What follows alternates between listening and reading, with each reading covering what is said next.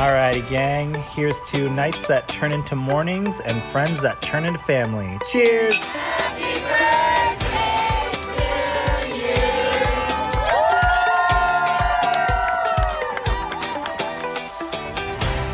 Hello. Welcome to the Friendship IRL podcast. I'm your host, Alex Alexander, and each week we explore what's working and what's not in our friendships, community, and connections. Have you ever wished you could sit down and have a conversation about what is really going on in your friendships? Well, you found your people. Join us as we dive into real-life stories and explore new ways to approach these connections. Together, we're reimagining the rules of friendship.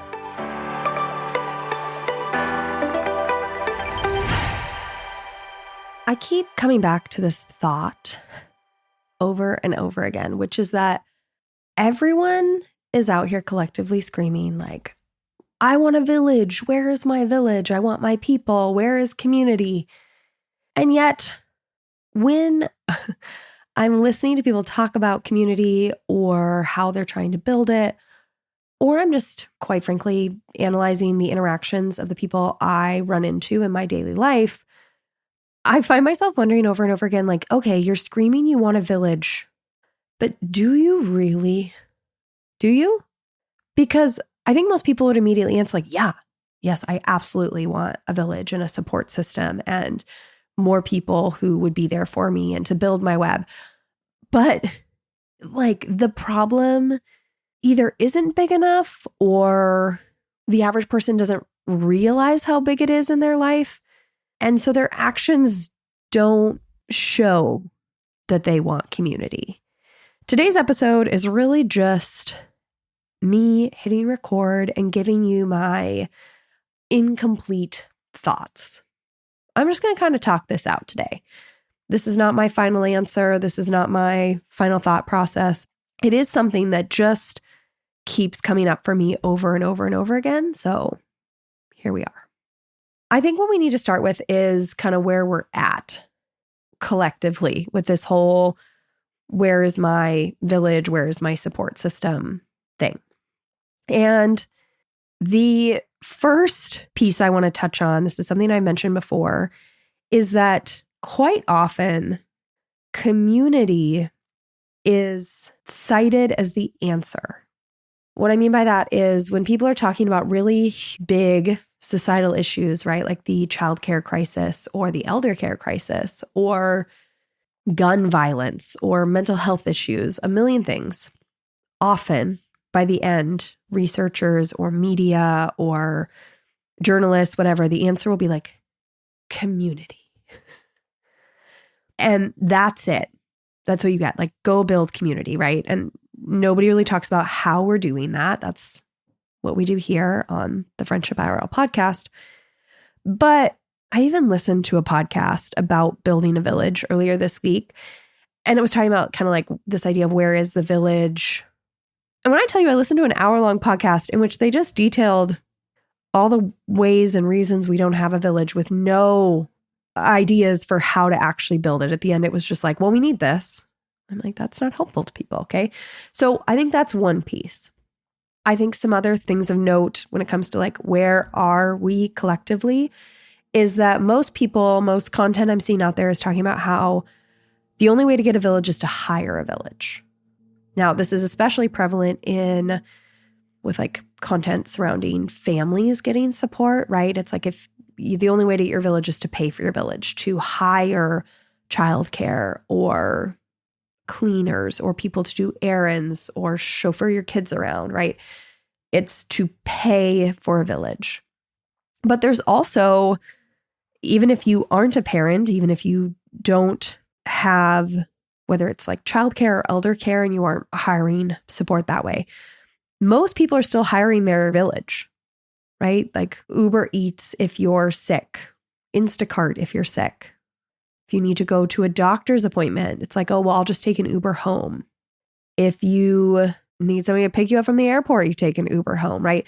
We are still paying for our village, hiring people on TaskRabbit for a home repair when we don't know the answer.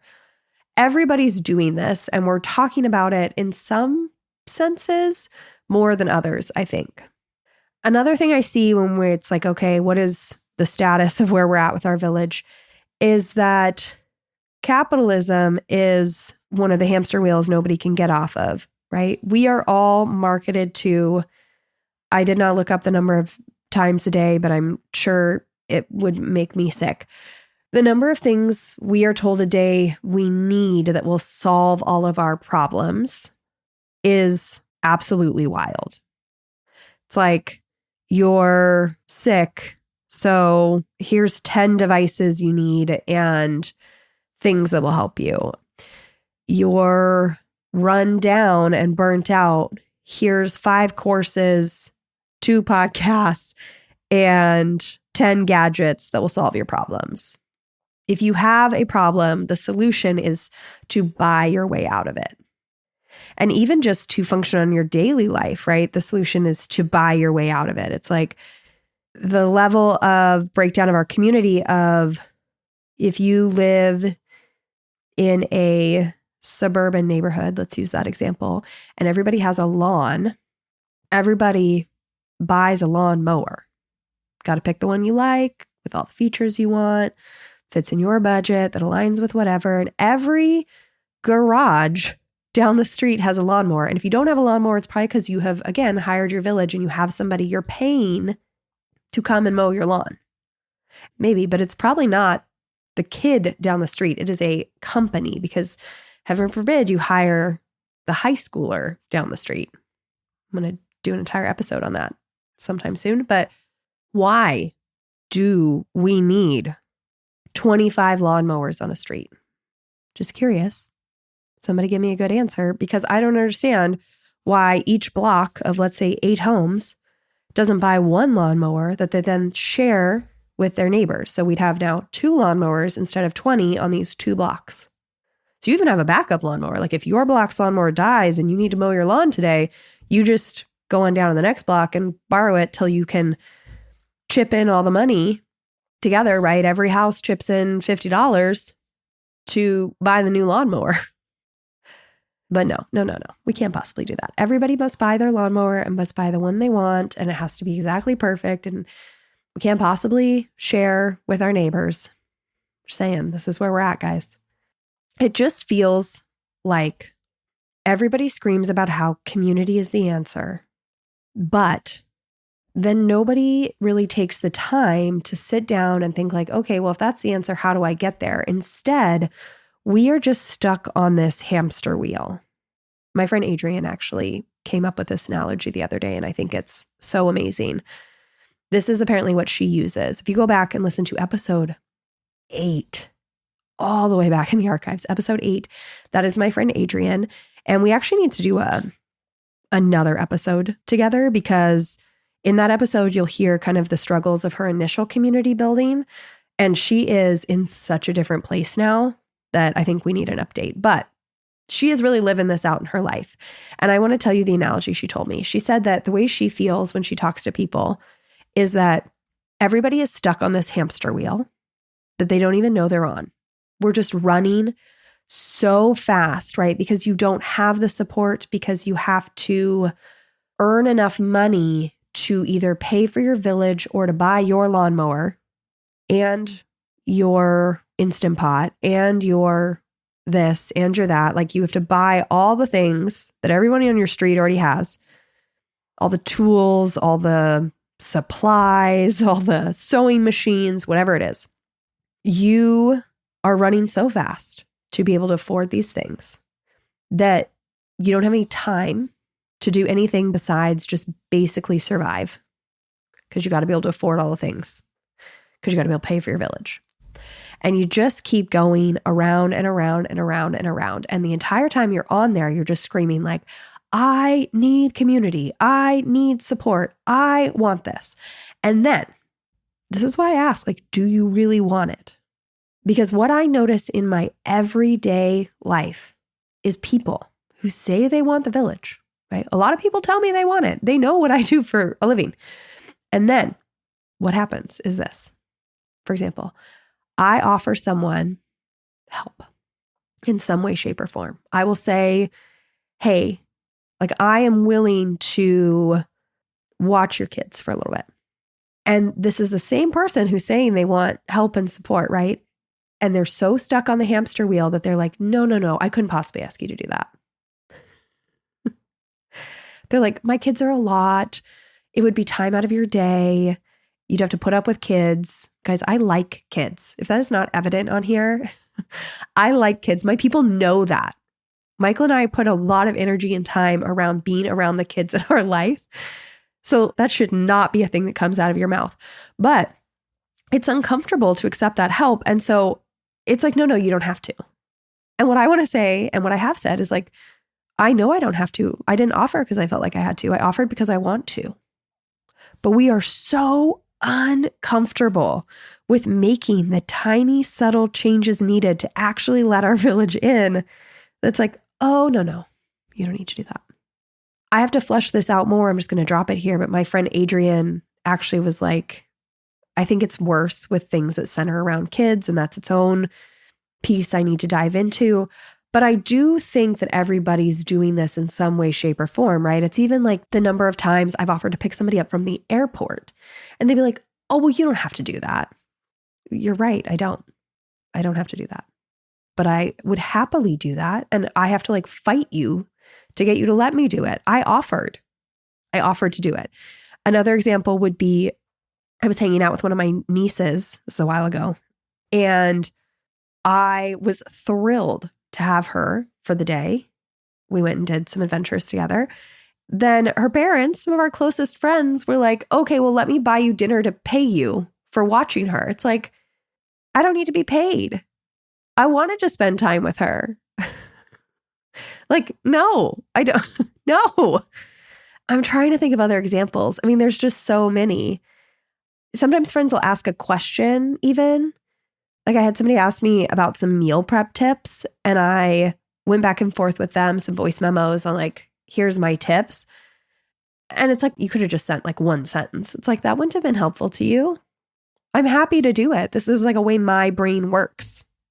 So I guess what I'm trying to say here is we all scream we want it, but then in the moments where it's happening, where like the shift is happening, where we can step off the hamster wheel, we think the floor is lava. And why is that? I think a piece, I'm going to kind of go through why I think why we think the floor is lava, like why actually leaning into community is something people are scared of. Because I've now spent some time thinking about it. Again, these are my unpolished thoughts, but I'm just dropping them here for you. One of the things I think that scares people about community is it's like, what would it even look like? Because we don't have tons of readily available modern examples of kind of this more like subtle shift of community that we talk about here on the podcast, I think that a lot of people have this vision of, I want community, I need community, but the examples we have are like very extreme shifts. It's like I have to move across the world into the woods, into a tiny little village of people, or moving into kind of like a compound with your friends always goes viral on the internet. But those are examples of like having to kind of blow up your life.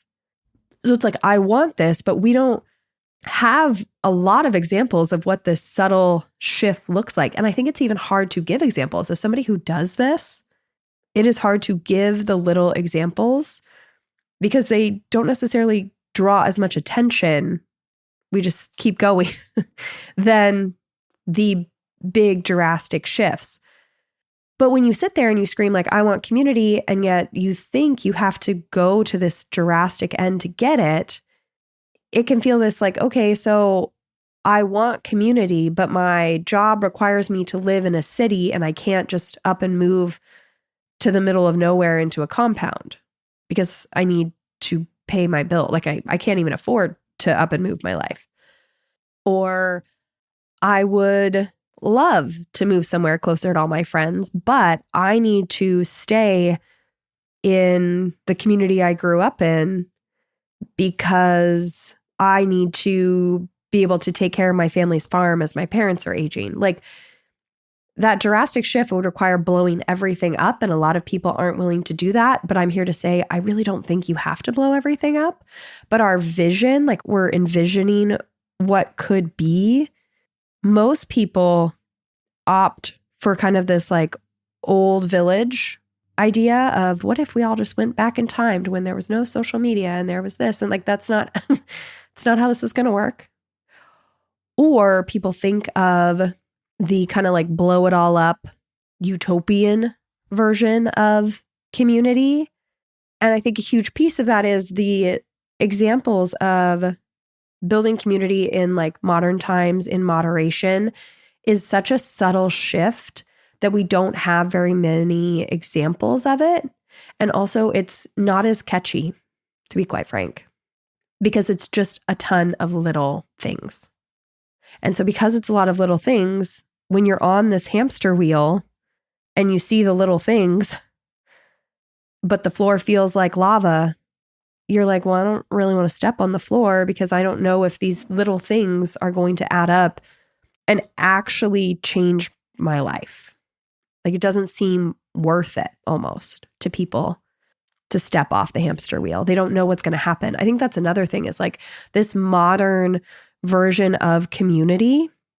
Do we even have an example? Like, can we even comprehend what it looks like to come together in a more modern age? I don't know if we really have the picture of that. So there's kind of a blind trust there. Like, if I take these actions, what would that even look like? And you almost have to decide that the hamster wheel, the reality you're on, is more painful than the unknown of what this would look like for us all to collectively step off the hamster wheel. Or even for, all of us, even for 30% of us to step off the hamster wheel. What would that look like? How would the world change?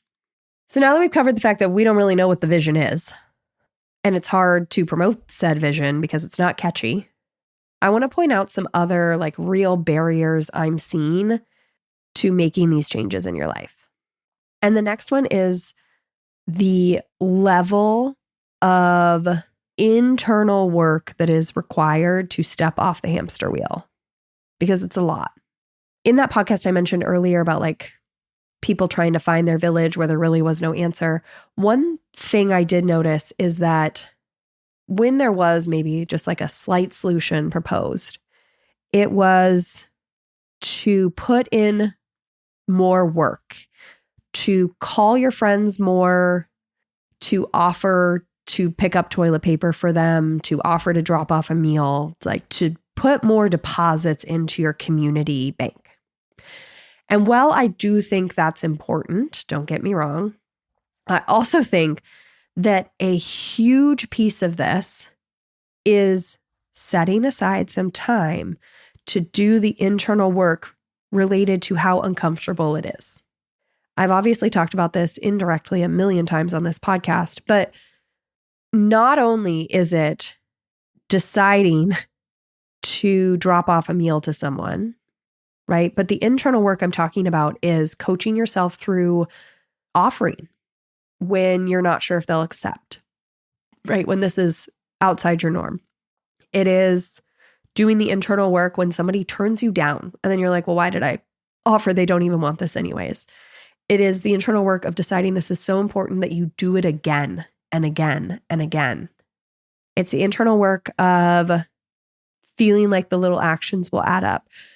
It is noticing when somebody is starting to take you up on the offers or change their perspective, and also noticing when somebody is stuck on the hamster wheel and that has nothing really to do with you.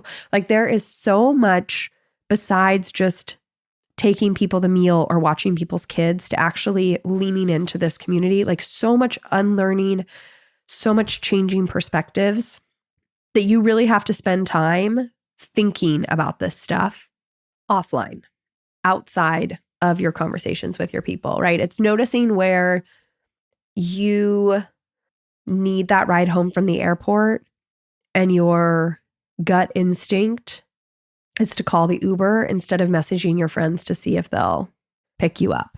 And if they can't pick you up, it's doing the internal work of that wasn't a failure, that was a success because you did reach out and that over time, maybe we can build this, right?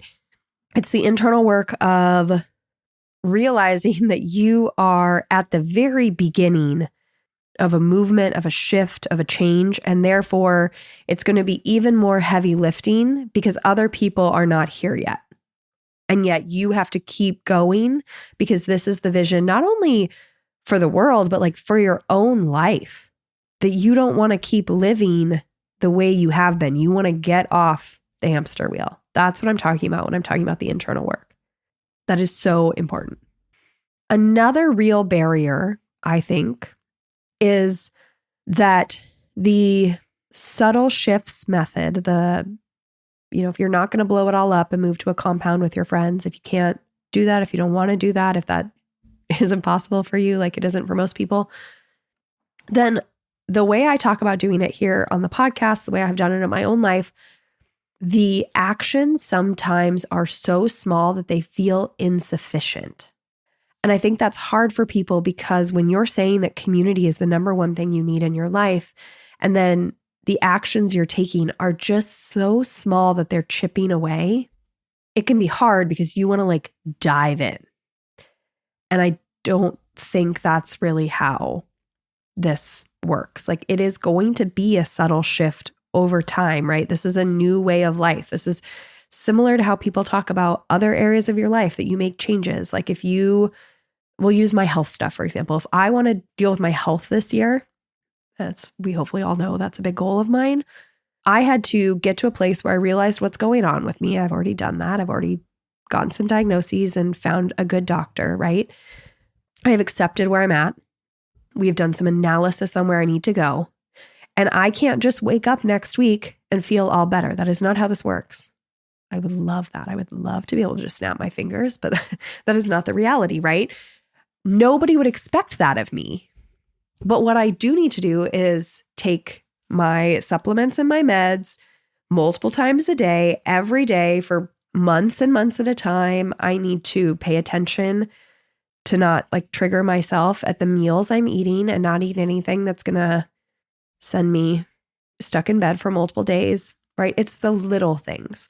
I need to get outside more and try and hit 5,000 to 7,000 steps a day to get a little more movement in. Like it is seriously small things that are going to stabilize my health. I can't just do that overnight. So this is the exact same way, but I think people are so desperate for community that they want to make just like major swings and major shifts because they want the community like right now. They need it now. You need it now. I get that.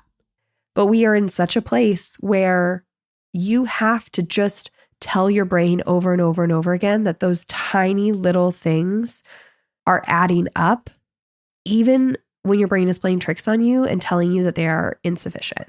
That's not the case. They will add up over time. You got to trust that. Another barrier that I have been playing around with in my brain is this idea that in order to be in community, we need to give up control a little bit. Yeah, hate to break it to you, okay? In a world that is full of content about how, and information and conversations about boundaries and doing the best by our next generation and self-care. You already know my feelings about self-care and taking control of your destiny and what you want, right? If you want that promotion, you can go after it. You can ask for a raise. You can set these plans. You can do whatever. Like in a world that is inundated with how you take control of the situation in order to build community, you have to let go of control a little bit, right? You have to let people in. Like somebody bringing you a meal may mean that you don't get to decide the exact ingredients that are in that meal. If somebody is watching your kids that is in your community and isn't a au pair or a nanny that you have hired, they may not do things exactly how you've done them. If somebody is driving you to the airport and picking you up, It may not be at the exact time or manner that you would have done it, right? Or the exact temperature you would have kept the car. If somebody else is picking up your groceries for you, they may get a brand you don't like. Like in a world in which we have developed so many ways to control everything. I mean, down to if you want to take control of your health, right? You can get an app or a device that will tell you your blood sugar, your steps, your heart rate, your this, your that. Like we have all these metrics and we can control everything. When you let people in, you lose a little bit of control. And I think that's hard for a lot of people. I think there's a lot out there of like, okay, well, I want help, but I want it in this exact way. And what you have to remember is like, we are co-creating this. So the person who is helping you should want to help you in a way that does really help you, which means like respects your goals and your plans and your this and your that. But they also may not want or be able to help you in like the line by line exact method you would like to be helped. Also, that's a lot of work for you. Do you even want to do that work? I'm really going off the cuff here. Can you tell? I'm just saying. Pay attention to the ways that somebody offers to help you and you struggle because you can't control every step of the process. And then really think to yourself, like, what parts of this are actually absolute musts? Like, you must do it this way, right? For example, if somebody's cooking me a meal, there are foods I absolutely cannot have right now at all. And so it's worth it to me to make people a list of those foods, but I have to let go of the rest. If somebody offers to help you with your kids, for example, just know this is touchy because I'm a child-free person at the moment, but if somebody offers to help you with your kids, do you feel like you need to control the exact 4 hours in every single thing that happens? Or can you tell this person, like, I mean, I think an obvious non-negotiable is like, number one is the kid's safety. But are there some things you can let loose a little bit so that you can let somebody in to help you? Just something to think about. I think that's a real barrier for people. Now, the final barrier that I keep coming back to, I've mentioned this a little bit, is this idea that, again, in a world where we are taught that we can control what happens to us, in order to be in community, we are co-creating with somebody or with a variety of people. So what that means is I can offer you help over and over and over again, right? I can want to be in community with you. I can offer to pick up your groceries, to watch your children, to pick up your mail while you're out of town, whatever I offer. I can offer over and over and over again because I am choosing that I want to be in community with you. But at the end of the day, if you just keep telling me like, oh, well, you don't have to do that, or I know it would be nice to have that, but I don't really need it. It's a lot of your time, or thanks for offering, but we're really okay. We'll get by. Whatever you tell me. I have to remember that we are co-creating this relationship and this support system together. And in a world where people are stuck on that hamster wheel and the community, like stepping off it feels like lava, the result in our life, like what that looks like is that I feel like I am banging my head against the wall over and over and over and over again. And that's exhausting. And it gets to the point where you're stuck on the hamster wheel, right? In those beginning stages, you want to get off, but you keep offering and people keep turning you down and you feel like you're banging your head against that like plexiglass side of the hamster wheel being like, get me off of here. And that is so hard to do. Now, I mentioned my friend Adrienne, like we were literally just talking about this earlier this week. And I realized that we have had very different approaches to this. My approach to changing the conversation and trying to get people to see like, hey, the floor is not lava. I'm down here hanging out. It's actually like some nice fluffy clouds. It's pretty great down here. Do you want to join me? Is to be very subtle. This is what I have told you time and time again on the podcast is like, it doesn't have to be these really intense conversations. It can just be the offers or, like acknowledging something. Okay, well, what's an example? If I offer a friend a ride to the airport and they say, no, that's a lot of your time. You don't have to do that, right? I would say that a subtle kind of way to just try to change the conversation over time has been for me to say something like, well, I didn't offer because I felt like I had to. I offered because this is a way I can show up for you and I'd love to show up for you. Now, maybe they'll change their mind or maybe they won't, but that has been the way that I have just kind of like put these little dings, these little like, hey, is this really what you want out there to the people in my life? My friend Adrienne has gone around it very differently, I learned. She just lays it out. She talks a lot about this idea of like her family's community philosophy and how this is a value and how in order to make this change, right, you need to watch each other's kids and loan things out. And like she really goes hard with kind of her joke is that she's like a disciple for my work a little bit, is that she is out here preaching the good message. And she has seen success with that. Either way, what both of us are doing is trying to get the people in our lives to buy into this vision and to start to slowly step off the hamster wheel and to start to slowly test the waters and see that like, hey, the floor is not lava. You don't have to blow up your entire life to have community and move to the woods into a compound. We can do that right here where we are in small ways. Like, I need you to trust that this is possible so that we can have this, right? Because I can't have community unless other people around me buy into a similar vision. And that takes time to do. And it's not comfortable.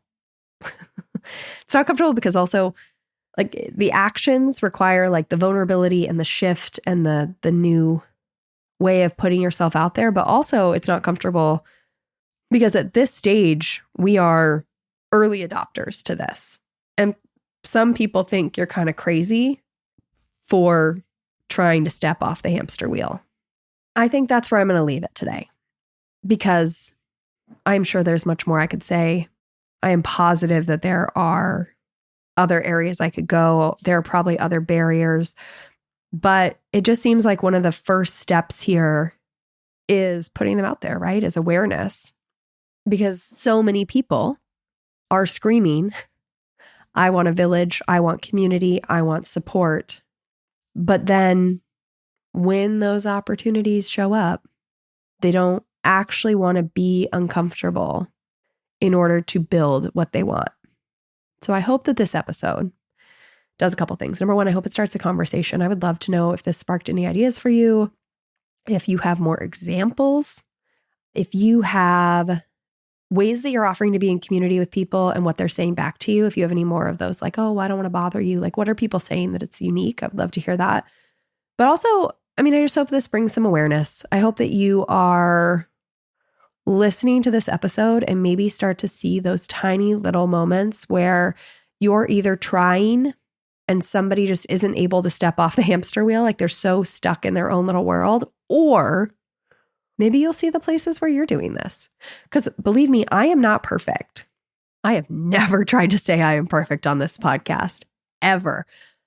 We all have so far to go. I have built something in my life that is so beautiful, that is unlike anything I ever could have imagined when it comes to a support system. And there are still places I catch myself doing this. I'll close with this example, right? You maybe can hear it in my voice. I'm recording this. I've had pneumonia for 2 weeks now. I'm doing much better. But one of my closest friends, I was telling her like, hey, we were supposed to get together for some holiday stuff tonight. I don't think we're going to be able to make it because I don't want you to catch the pneumonia that I have. I'm not through all my antibiotics yet, so I'm just stuck at home here recording things in between coughing. And she was like, okay, well, let me know this weekend if you need anything. There's a chance that Michael, I don't know what's going to happen yet. Like he may go do some holiday things without me because he's fine. I might be stuck here at home. My immediate thought was like, no, I'm good. Right? Like I'll make sure that before he leaves, I have everything I can need. He like goes to the grocery store, I can Instacart or whatever. Like I still have these thoughts. I talk about this all the time. And yet I caught myself being like, this is seriously what I talk about. Why wouldn't I just tell her like, yeah, if something comes up, which it's very possible it might, I'll definitely message you. Why couldn't I just allow myself to do that? So I am in no way, shape, or form perfect. I am also catching myself. I'm also doing this work. And we are just here on the podcast, figuring it out together. Thank you for listening to this episode of Friendship IRL. I am so honored to have these conversations with you, but don't let the chat die here. Send me a voice message. I created a special website just to chat with you. You can find it at alex.chat. You can also find me on Instagram. My handle at it's Alex Alexander, or go ahead and leave a review wherever you prefer to listen to podcasts.